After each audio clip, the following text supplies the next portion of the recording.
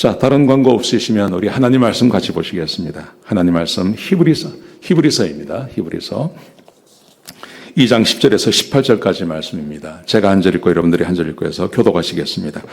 그러므로 만물이 그를 위하고 또한 그로 말미암은 이가 많은 아들들을 이끌어 영광에 들어가게 하시는 일에 그들의 구원의 창시자를 고난을 통하여 온전하게 하심이 합당하도다.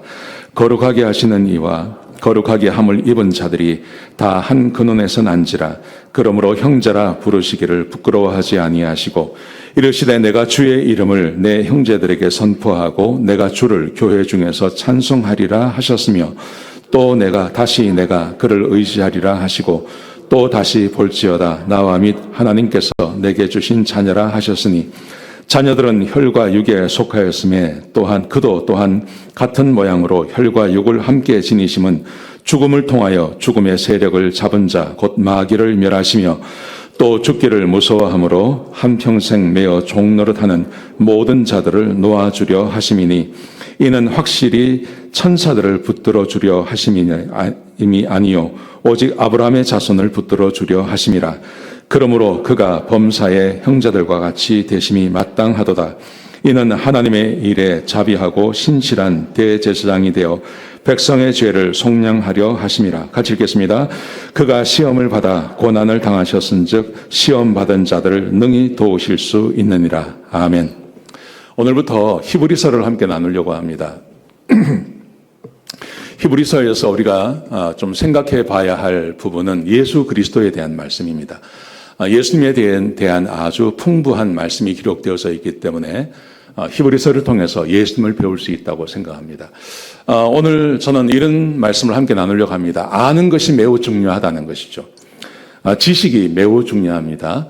최근에 그 개봉한 영화 중에 오펜하이머라고 하는 영화가 있습니다. 잘 아시는 것처럼 2차 대전을 끝내는 데 있어서 저는 그 세계 전쟁사라든지 이런 것을 이렇게 좀 읽어보면서 태평양 전쟁이 사람들은 잘 모르는데 이 전쟁이 미국이 치룬 전쟁 가운데 가장 참혹한 전쟁이었다고 생각합니다. 왜냐하면 일본이란 저 민족이 얼마나 이렇게 우리말로 하면 독종이죠, 독종. 아주 독합니다. 그래서 죽을 때까지 싸우는 겁니다. 죽을 때까지. 그래서 그 남태평양 전쟁이라 그럽니다. 그 호주에서부터 시작해서요, 그쪽 이쪽으로 이렇게 섬을 하나씩 탈환해 나가면서 전쟁을 치르는데 섬을 하나 탈환할 때마다 수천 명의 미군들이 죽어나가는 거죠. 물론 일본 사람들은 다 죽습니다. 다 죽을 때까지 이 사람들은 항복이란 걸 모르니까요. 그러다 보니까 일본 본토를 정복하기 위해서는 적어도 수십만 명에서 100만 정도의 미군이 죽을 수 있다 하는 계산이 나오게 되는 거죠. 그래서 이 전쟁에서 승리하기 위해서는 원자탄 이거밖에 답이 없다는 결론이 나오게 된 것입니다. 근데 저 원자탄을 만들 수 있는 그 개념, 이 개념은 일본도 가지고 있었고 독일도 가지고 있었고 미국도 가지고 있었다 그래요. 근데 저것을 만들어낼 수 있는 기술은 미국이 가진 거죠. 사실은 저 전쟁이 그 원자탄 2번으로 일본이 무조건 항복을 하지 않습니까? 근데 이것은 기술의 승리였습니다. 지식의 승리였습니다. 저 원자탄을 만들 수 있는 지식이 있었기 때문에 저 전쟁에서 승리할 수 있었다고 생각합니다. 사실은 우리가 보기에, 인간적인 눈으로 보기에 기술이 그래서 전쟁에서 이기게 하는 것입니다. 지금도 마찬가지라고 생각합니다. 여러분, 저런 지식, 뭔가를 아는 것은 꼭 저런 전쟁에서만 필요한 것이 아니라 우리의 일상의 삶에서도 마찬가지라고 생각합니다. 여러분 잘 아시겠지만 트레이드조에 한국 김밥이 등장을 했습니다. 3불 99전에 저게 제가 놀란 게, 왜 김밥이라는 것은 만들어 놓고 몇 시간만 지나면 다 이렇게 상해버리지 않습니까? 근데 저게요, 저는 미국에서 만든 줄 알았어요. 그게 아니고 한국에서 만들어 온다는 거예요. 한국의 회사가 만들어서 저걸 수출을 해서 가지고 와서 판다는 거예요. 나는 이해가 안 되는 거예요, 처음에. 저게 어떻게 가능하냐. 김밥인데 그냥 집에서 만들어서 몇 시간 만에 먹지 않으면 상하는데, 저기 파란 걸 보니까요, 저 파란 거 보이죠? 저게 시금치예요. 시금치는 시간이 조금만 지나도 상해버리지 않습니까? 저게 가능하냐 하는 거죠. 근데 저게 그렇게 맛이 있답니다. 요즘 뭐 난리입니다, 저게. 저는 먹어보지는 않았는데 아주 저게 난리래요, 요즘요. 그런데 어떻게 저럴 수 있냐 하니까요. 지식이래요, 적어도. 뭐냐 하면 김밥을 싸서 마이너스 45도, 영하 45도로 급속 냉동을 한다는 거예요. 저게 기술이랍니다. 그리고 저것을 낱개로 포장을 해서 딱 가지고 오는 거죠. 그러니까 뭐 그 마이크로웨이브에 저걸 2분 돌려서 먹으면요. 그냥 맛이 금방 싼 거하고 똑같답니다. 한번 오늘 라면인데 집에 가시다가 하나씩 사서 먹어보시면 저게 없대요. 뭐 다 팔려서 나가서 없다 그럽니다. 지식이 이만큼 중요한 거죠. 뭔가를 알고 있고 지식을 가지고 있으면 새로운 시장을 개척할 수 있고 뭔가를 해낼 수 있는 그런 것입니다. 여러분, 인간 세상에서 지식, 뭔가를 아는 것처럼 중요한 것이 없습니다. 여러분, 우리 신앙생활도 저는 마찬가지라고 생각합니다. 우리 신앙생활에서 예수님을, 특별히 예수 그리스도를 아는 지식은 매우 중요합니다. 여러분, 우리 예수님이 어떤 분인지 우리는 이미 알고 있죠. 예수님은 구원자십니다. 예수님은 그리스도이십니다. 예수님은 하나님의 아들이십니다. 예수님은 주님이 되십니다. 예수님은 세상의 심판자이십니다. 여러분, 이거 모르는 사람은 없습니다. 믿음 생활 몇 년 하면 배우지 않아도 다 알고 있는 것이죠. 여러분, 근데 이게 전부가 아니라는 겁니다. 이게 전부가 아니라 우리 히브리서를 통해서 좀 더 구체적으로, 좀 더 깊이 예수님께서 도대체 누구신지, 그분이 우리에게 무엇을 해줄 수 있는지에 대한 지식이 이 히브리서에 기록되어져 있다고 저는 믿습니다. 여러분, 우리는 지난주까지 사도행전을 봤습니다. 근데 사도행전 제일 마지막 장의 제일 마지막 부분에 보시면 이런 장면이 나옵니다. 바울이 온 이태를, 2년을 말합니다. fully 2년 동안 자기 셋집에 머물면서 자기에게 오는 사람들을 다 영접하고 하나님의 나라를 전파하며 주 예수 그리스도에 관한 모든 것을 담대하고 하게 거침없이 가르치더라. 2년 동안 사람들에게 예수 그리스도에 대해서 모든 것을 얼마나 광범위하면요, 얼마나 이 지식이 깊으면 예수 그리스도에 대해서 모든 것을 담대하게 거침없이 가르쳤다고 이야기하는 거죠. 우리가 알고 있는 예수님, 하나님의 아들이십니다. 그분이 우리를 위해서 십자가에 돌아가셨습니다. 그분이 부활하셨습니다. 우리의 구세주가 되십니다. 그러면 이 정도가 아니라 예수 그리스도에 대한 그 깊은 지혜가 2년 동안 그 예수님에 대해서 이야기해도 모자랄 정도의 그런 깊은 지혜가 사도 바울에게 있었다는 거죠. 여러분, 사도 바울이 히브리서에 그 자기의 지식을 드러내는 것입니다. 특별히 히브리서는 예수님이 누구신지를 우리에게 가르치시는 것입니다. 예수님이 누구신지, 예수님이 얼마나 위대하신 분이신지. 로마에 살던 그 유대인들이 박해가 일어나니까요, 기독교를 떠나서 유대교로 넘어가는 사람들이 있었어요. 사도 바울이 이 소식을 듣고 그들에게 예수님이 얼마나 위대하신 분인지를 가르치기 위해서 이 히브리서를 쓰신 거예요. 특별히 오늘은 예수 그리스도께서 우리를 얼마나 위하시는 분이신지를 함께 나누려고 합니다. 1장과 2장의 내용이 그런 것입니다. 예수님께서 우리를 위하십니다. 자, 16절을 보세요. 2장 16절에 보시면 이렇게 되어 있습니다. 이는 확실히 천사들을 붙들어 주려 하심이 아니요 오직 아브라함의 자손을 붙들어 주려 하심이라. 예수님께서 이 땅에 오신 이유는 천사들을 위해서 오신 게 아니라는 것입니다. 천사를 위해서 온 게 아니라 아브라함의 자손, 구원받은 하나님 백성을 위해서 예수님께서 오셨어요. 붙들어 주려 하심이라. 잘 살 수 있도록, 하나님의 백성들이 잘 살 수 있도록 우리를 구원하고 우리를 위해서 예수님께서 오셨습니다. 어떻게 하셨을까요? 그가 범사의 형제들과 같이 되심이 마땅하도다. 형제들과 같이 되었다는 것은 인간의 몸을 가지고 오셨다는 말입니다. 그리고 대제사장이 되셨습니다. 그래서 자기 몸을 제물로 단번에 제사를 드리시는, 우리의 죄를 속량하시기 위해서요.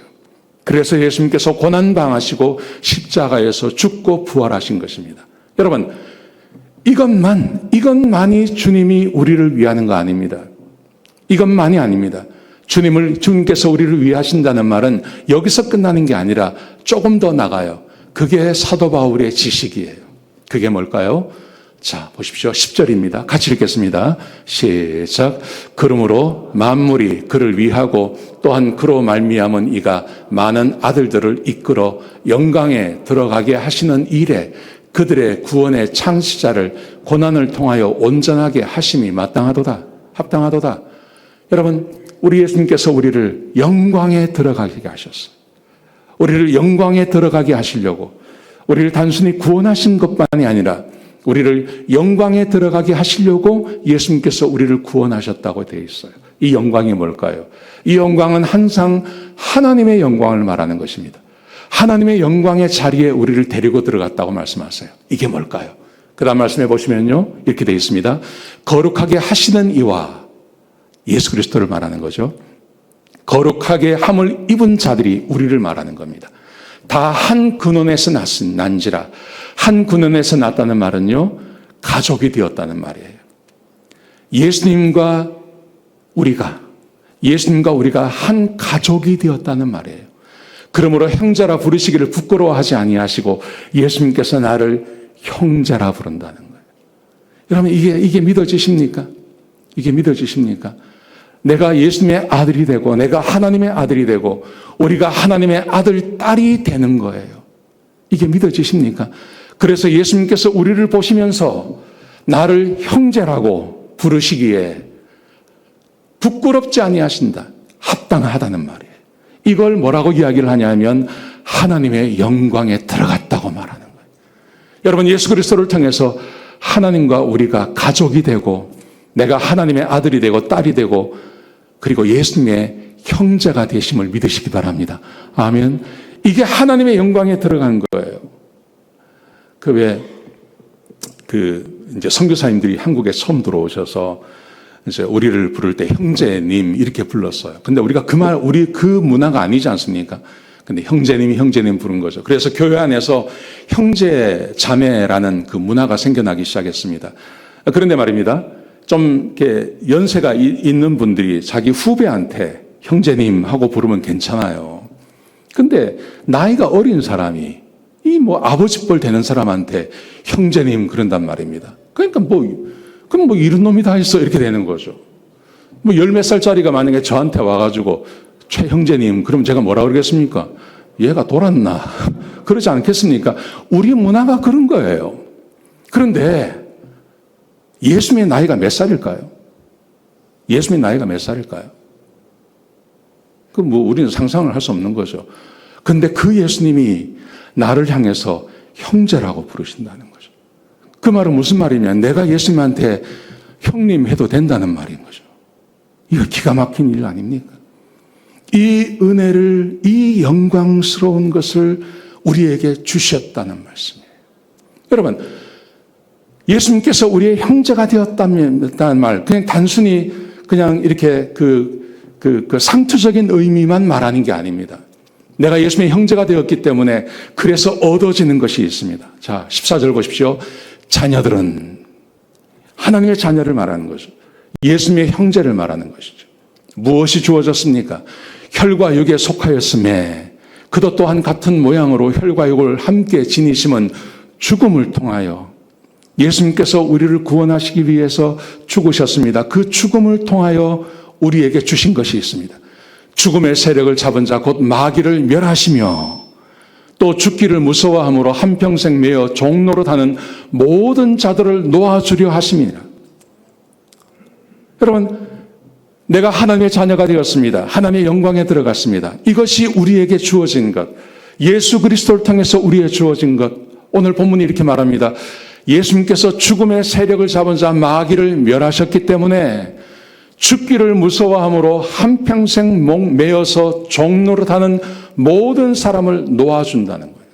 죽음으로부터 해방시켜 주신다는 거죠. 여러분, 여기서 우리가 생각해 볼 것은 이것입니다. 죽음이 뭐냐 하는 겁니다. 여기에 죽음의 세력을 잡은 자 마귀, 죽기를 무서워함으로 한평생 종노릇하는 모든 사람, 이렇게 되어 있잖아요. 죽음이 뭘까요? 죽음.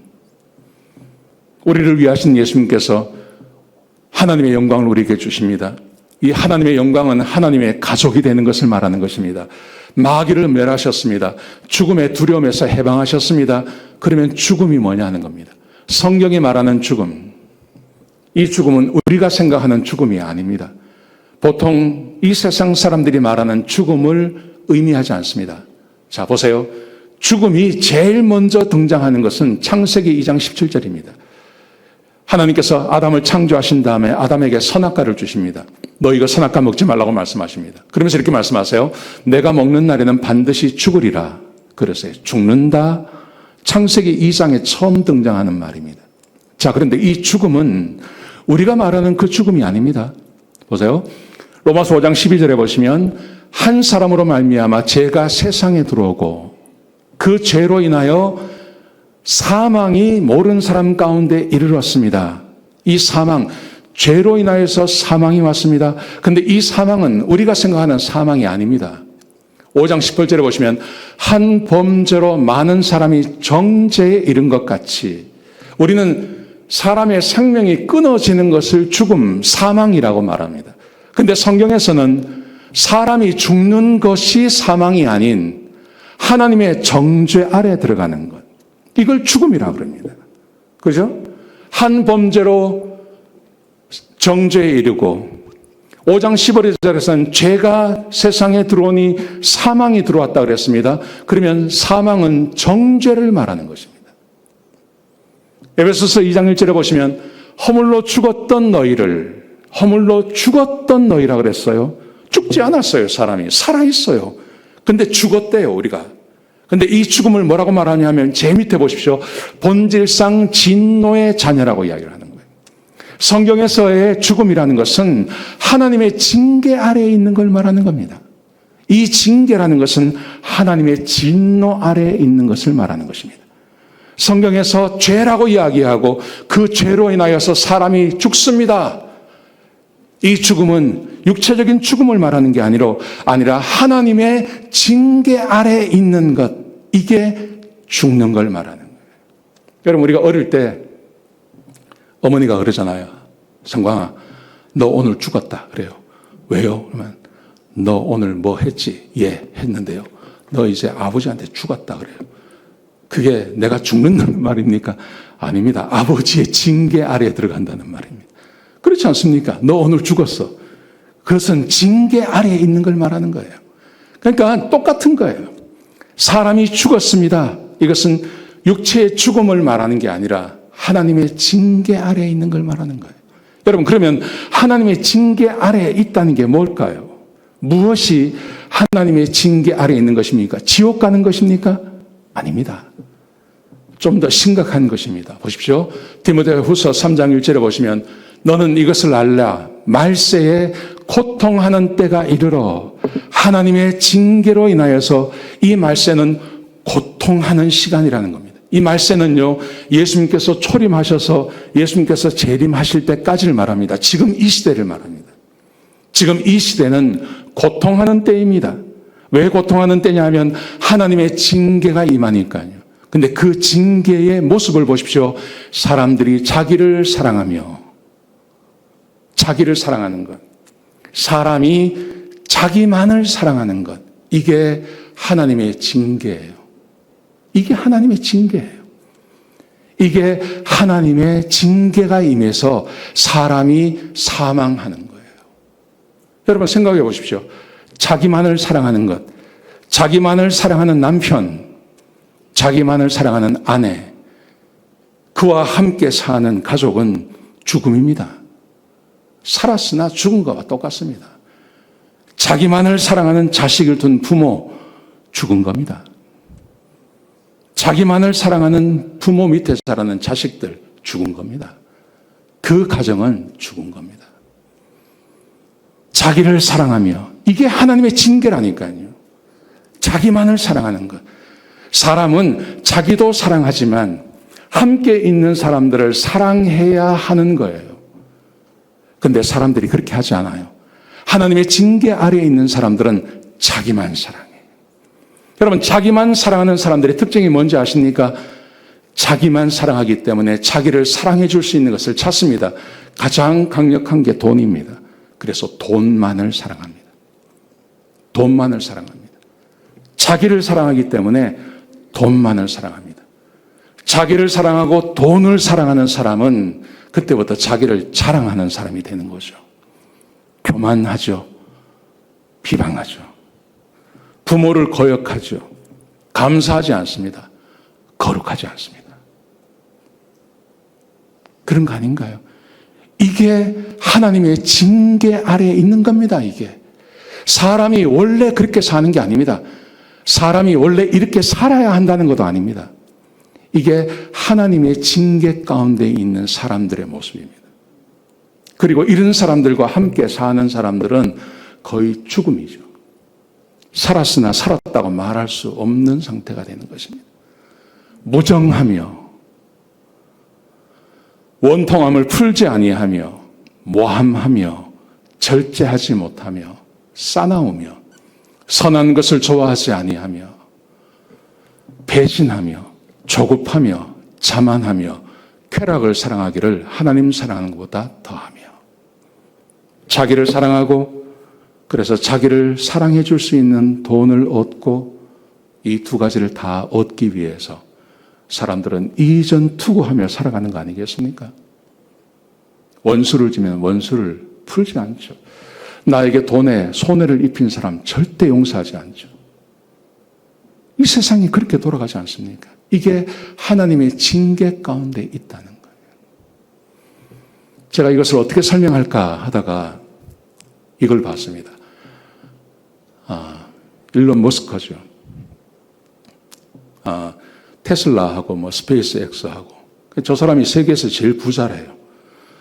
제일 부자인데 집안에 이런 일이 생겼습니다. 그에게 아들이 6명이고 딸이 하나래요. 그러니까 부인이 둘입니다. 한 번 이혼했고 지금 부인과 함께 살아가는데 첫 번째 아이가 쌍둥이가 태어났어요. 근데 쌍둥이 중에 한 아이예요. 저 아이가 최근에 자기 아버지하고 소송을 해가지고 자기 아버지가 아니라고 소송을 한 거예요. 거기다가 자기는 남자아이인데 여자로 트랜스젠더가 되겠다는 거예요.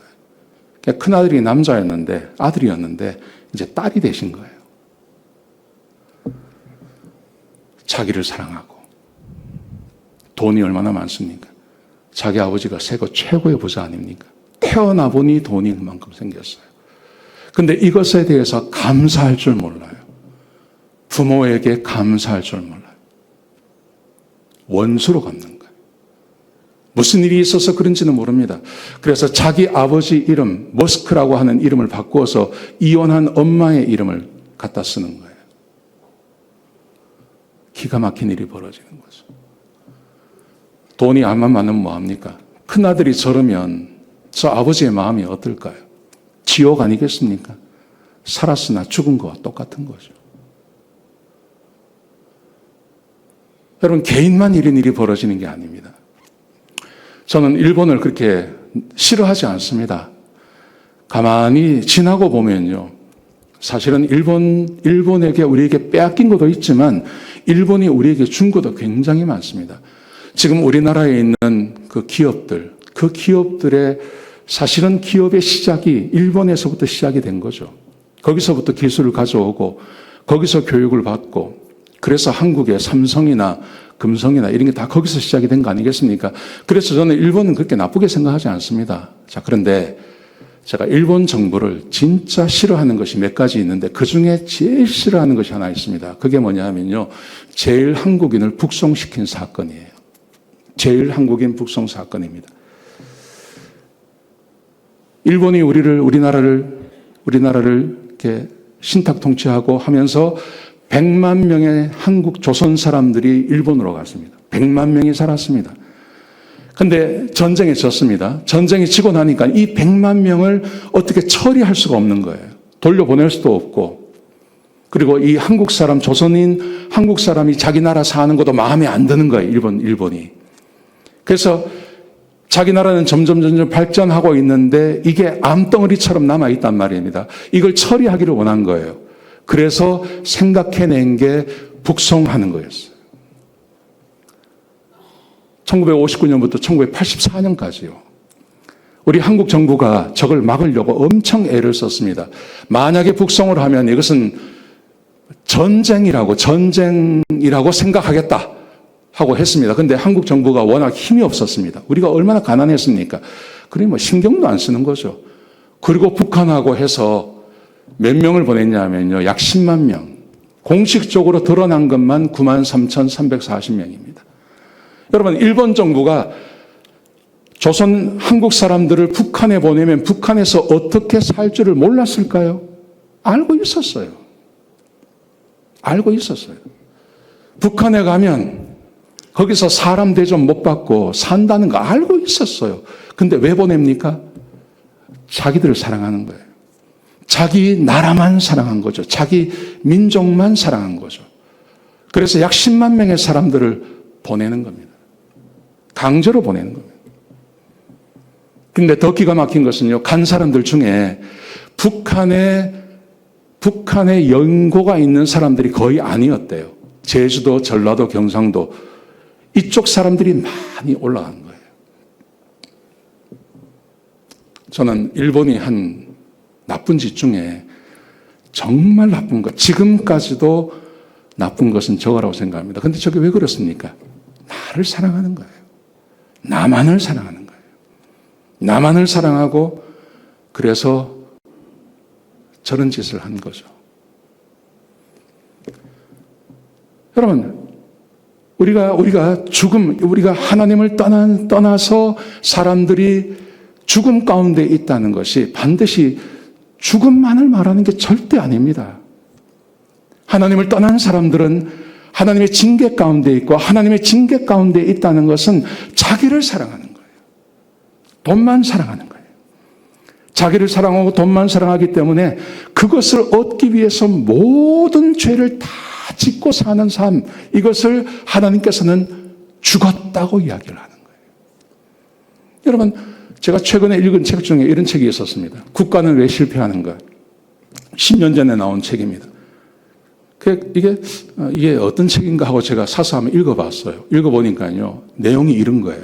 뭐냐면, 국가가 실패하는 이유는 정치 제도 때문에 그렇다는 거예요. 지금은 많은 분들이 뭐라고 이야기를 했냐면, 문화다, 혹은 지리상의 문제가 있다, 이렇게 생각을 했습니다. 그런데 이분은 그거 아니라는 거예요. 그게 아니라 정치 제도 때문에 그렇다는 겁니다. 정치 제도는 반드시 경제 시스템을 만드는데요. 경제 시스템은 이 세상에 두 가지 종류의 시스템이 있다고 말합니다. 첫 번째, 포용적인 경제 제도가 있다는 거예요. 이건 뭐냐 하면요, 일한 만큼의 인센티브를 얻는 걸 말하는, 자유민주주의를 말하는 겁니다. 자본주의를 말하는 겁니다. 사유재산을 인정해 주는 거예요. 내가 열심히 일하고 그리고 내가 얻은 것은 내 거가 되는 거예요. 그러면 이것을 가지고 내가 집을 살 수도 있고 좀 더 좋은 것을 공부도 할 수 있고 할 수 있는 이런 제도를 말하는 거예요. 그런가 하면 착취적 경제제도라는 것이 있어요. 이건 뭐냐 하면요, 지배계층을 위한 거예요. 그 나라의 10%, 5%, 몇 사람 안 되는 지배계층만을 위한 경제제도를 만드는 거예요. 그리고 나머지 사람들은요, 그저 그냥 소모품처럼 그렇게 여겨지는 것, 이게 착취적 경제제도라는 거예요. 여기에 한국 이야기가 있습니다. 이 책에 보면 한국은 정확하게 포용적 경제제도를 선택했다는 겁니다. 그래서 누구든지 일하고 누구든지 일한 만큼 자기가 대가를 얻고 그것을 가지고 공부도 하고 집도 사고 자기의 부를 늘려가는 것, 그래서 열심히 일하는 구조가 되었다는 거죠. 그런데 북한도 나옵니다. 북한은 착취적 경제제도라는 거예요. 우리가 이해할 수 있지 않습니까? 실제로 김정은, 김정일, 그 아버지 이름이 뭐죠? 할아버지 이름이 뭐죠? 김일성. 그 일가를 위한 거 아닙니까? 그리고 거기에 붙어 사는 공산당원 핵심 계층 몇 사람 아닙니까? 그 사람들을 위해서 나라 전체가 움직이는 거예요. 착취적 경제제도라는 거죠.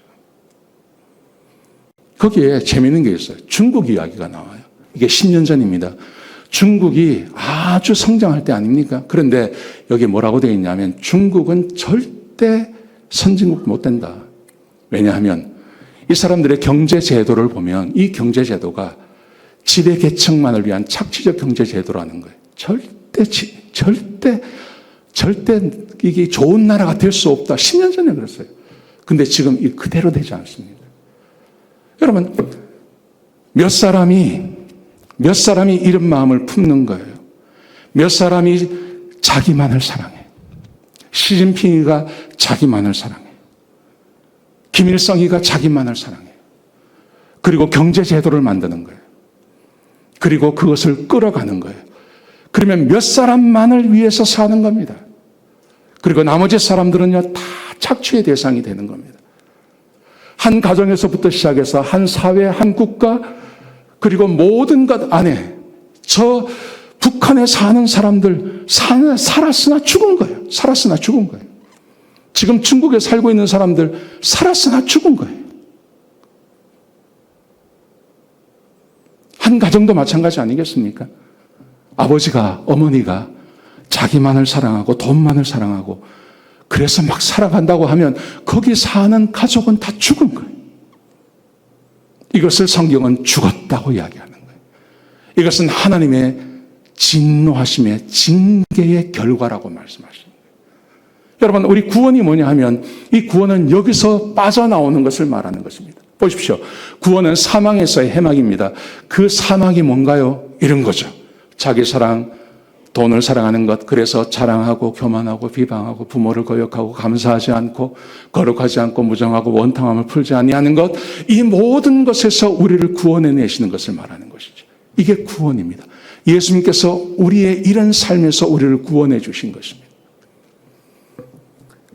히브리서 2장 14절 오늘 본문에 보시면 자녀들은 혈과 육에 속하였음에 그도 또한 같은 모양으로 혈과 육을 함께 지니심은 죽음을 통하여 죽음의 세력을 잡은 자 곧 마귀를 멸하시며 또 죽기를 무서워함으로 한평생 매여 종노릇하는 모든 자들을 놓아주려 하심이라.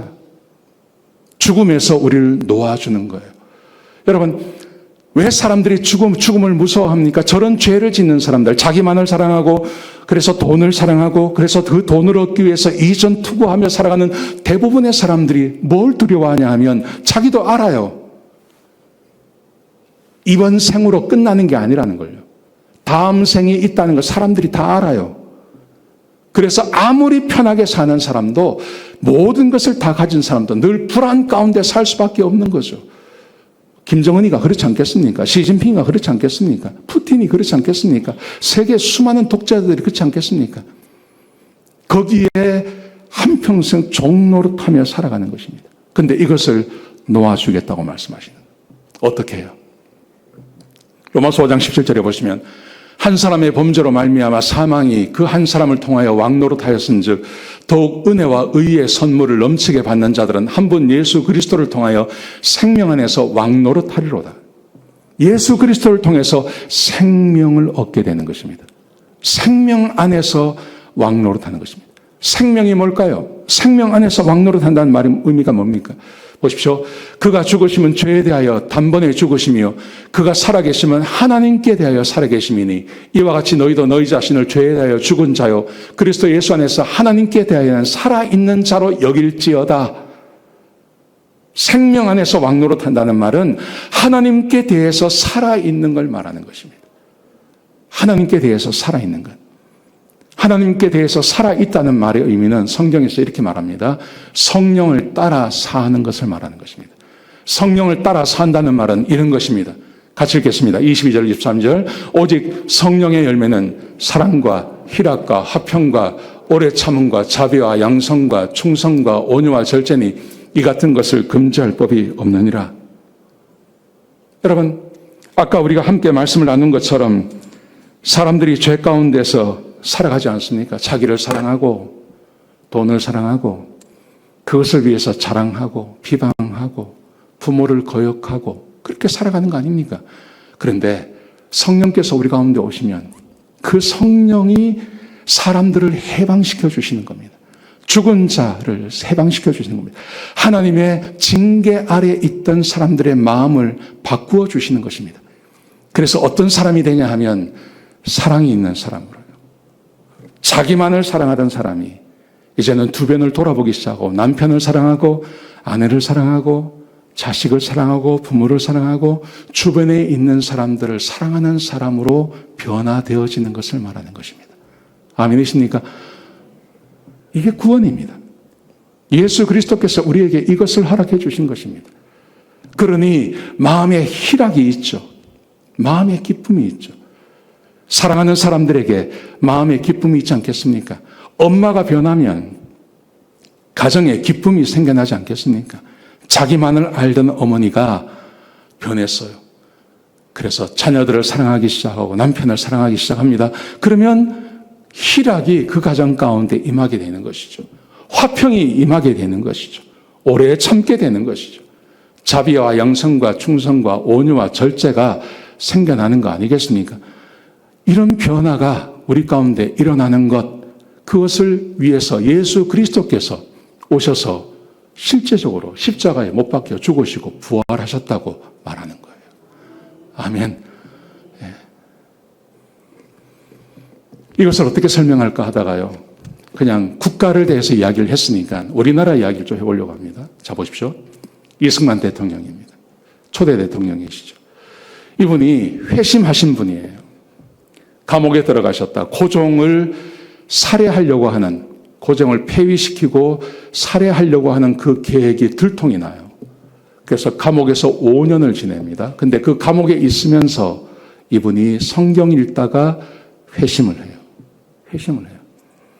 회심을 하시고 서재필 박사에 의해서 미국에 유학을 갑니다. 근데요, 조지 워싱턴 대학에서 학사, 하버드에서 석사, 프린스턴에서 박사를 하는데 6년 만에 끝냅니다, 이걸. 대단하지 않습니까? 별로 놀래지도 않네. 뭐 저거 그러냐고. 그러니까 학사, 석사, 박사를 6년 만에 끝내요. 정말 대단한 거죠. 이분이 천재라는 게 뭐냐면요, 재팬 인사이드 아웃이라는 책을 1941년에 쓰셨습니다. 1941년 7월 달에 저 책이 출간이 돼요. 영어로 쓰신 거예요. 근데 처음에 나왔을 때는 이게 주목을 못 받아요. 그런데 1941년 12월에 진주만 공습이 있었던 거예요. 그리고 나서 저 책이 베스트셀러가 되는 거예요, 미국에서. 그러니까 이런 분이에요. 제가 이걸 보다가 서재필이라는 분을 봤습니다. 서재필 잘 아시죠? 서재필은요, 미국에서 의사가 되신 분이에요. 한인으로서 1호 의사가 되신 분이에요. 이분이 그 한국의 독립을 얼마나 원하셨습니까? 근데 한국에 와서 독립운동을 좀 하시다가 너무 힘든 거예요, 이게. 그래서 서재필 박사는요, 미국으로 다시 와요. 그래서 죽을 때까지 미국에서 의사 하시다가 잘 사시다가 돌아가셨어요. 이승만 보십시오. 의사가 충분히 될 수 있는 사람입니다. 근데 이 사람은 박사 받고 한국으로 돌아갑니다. 한국에서 사시는 거예요. 한국의 독립을 위해서, 그리고 초대 대통령으로 사시는 거예요. 저는 이분이 뭐 공과가 있다 그래요. 나는 잘 모르겠어요. 그런데 이분이 하신 것 중에 제일 잘하신 것, 저는 한 가지만 이야기하려고 합니다. 이게 구원받은 하나님의 백성이 이웃을 사랑할 때만 할 수 있는 일이에요.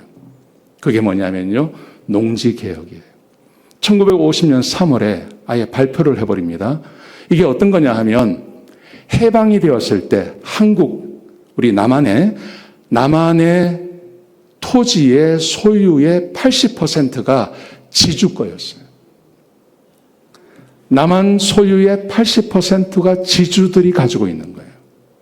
그러니까 전 국민의 대다수가 소작농이란 말이죠. 자, 그런데 농지 계획이 일어나고 나서 지주가 사라져 버렸어요. 그리고 농사를 짓던 사람들이 자작지라 그러죠. 내가 짓는 땅이 내 땅인 사람이 92.5%가 된 거예요. 자, 그런데 어떻게 하셨냐면, 북한은요, 무상몰수 무상분배였습니다. 무상몰수 무상분배라는 말은 무슨 말이냐면, 저 땅이 국가 땅이라는 말이에요. 국가 땅이에요. 그런데 이승만 대통령 그렇게 하지 않았습니다. 남한은 유상매입, 유상분배를 하셨어요. 어떻게 땅을 샀냐 하면 지가 증권을 발행을 했습니다.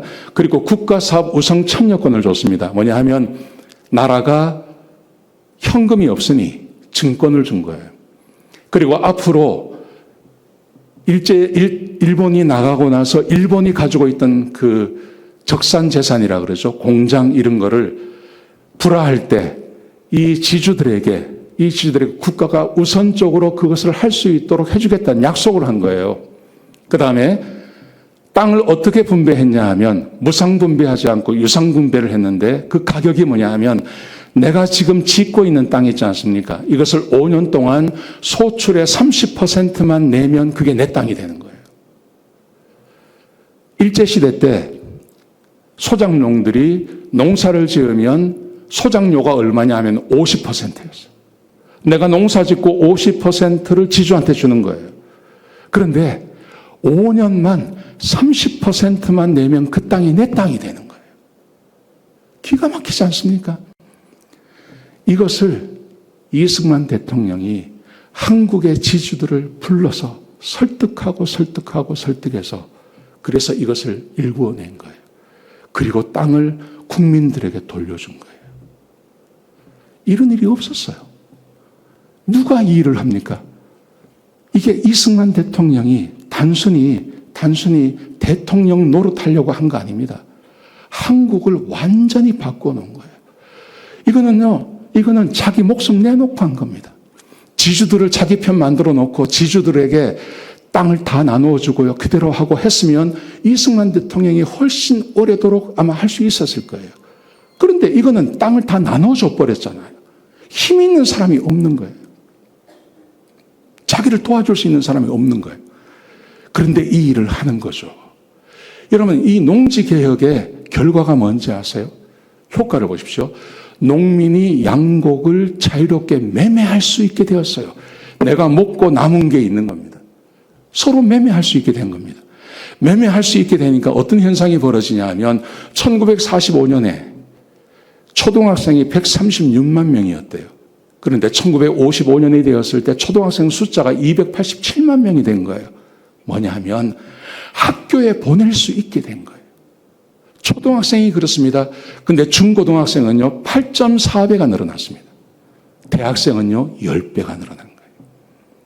거기다가 사학재단이 생겨나기 시작합니다. 부자들이 유가증권, 토지 증권을 받았잖아요.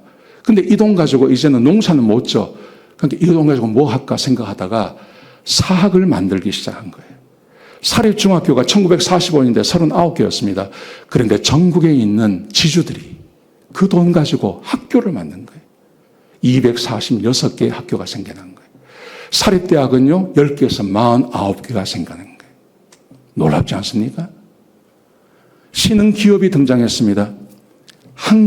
조선에 한국에 기업이 나온 거예요. 뭐냐 하면 토지를 팔고 그 돈을 받은 사람들이 이 돈 가지고 뭘 할까?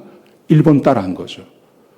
그래서 기업을 만든 겁니다. 삼양산업, 두산, 지금도 있는 거 아닙니까? 선경, 한국화약, 저 지금도 있는 겁니다. 그때 지주들이 땅을 팔아가지고 그 돈 가지고 회사를 만든 거예요. 놀랍지 않아요? 여기서 시작이 된 거예요, 한국이. 거기다가 노무현 대통령이 재임 기간에 남미를 순방을 했어요. 남미 순방. 남미 순방 갔다가 남미가 못 사는 이유를 알게 된 거예요. 그때까지 남미는요, 인구의 10%, 5% 사람들이 그 땅을 다 가지고 있는 거예요. 그래서 이분이 이런 말을 했다 그래요. 한국의 토지개혁은 획기적인 역사적인 사건이다. 이거 없었으면 한국 안 된다.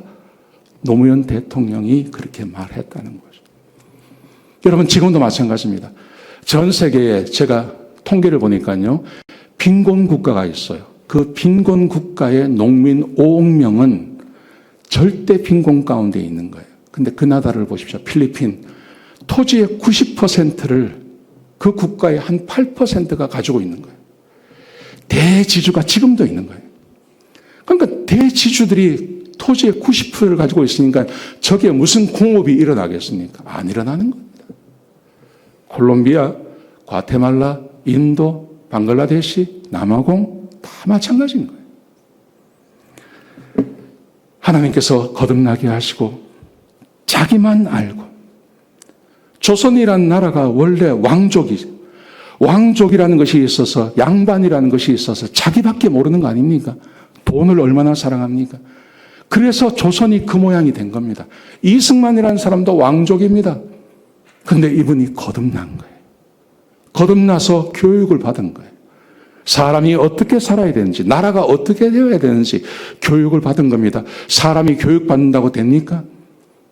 그런데 그것을 마음으로 받아들이고 대통령이 되었을 때 전 국민이 살 수 있는 기반을 만들어준 거예요. 여러분, 이것이 거듭난 하나님의 역사 안에서 일어난 것이에요. 여러분, 한 나라가 이렇다면 우리 개인의 삶도 마찬가지 아니겠습니까? 여러분의 가정을 한번 돌아보시기 바랍니다. 여러분의 가정이 천국입니까? 지옥입니까? 나만 살아있습니까? 다 죽었습니까? 한번 돌아보시기 바랍니다. 우리가 거듭나서 하나님의 백성이 되어서 성령께서 우리에게 주시는 대로 사랑이 우리 마음 가운데 있고, 그래서 온유함이 있고 인내가 있고 오래 참음이 있고 양선이 있고, 그런 성령께서 우리 안에 주시는 그 은혜를 가지고 내가 다른 사람을 대하고 부부간의 관계를 만들어가고 가정을 그렇게 이끌어가고 교회를 그렇게 이끌어가고 해야 하지 않겠습니까? 그럴 때 이 안에서 얼마나 큰 하나님의 역사가 일어날까요? 우리 예수님께서 이것을 위해서 우리에게 구원을 주셨음을 믿으시기 바랍니다. 아멘, 아멘.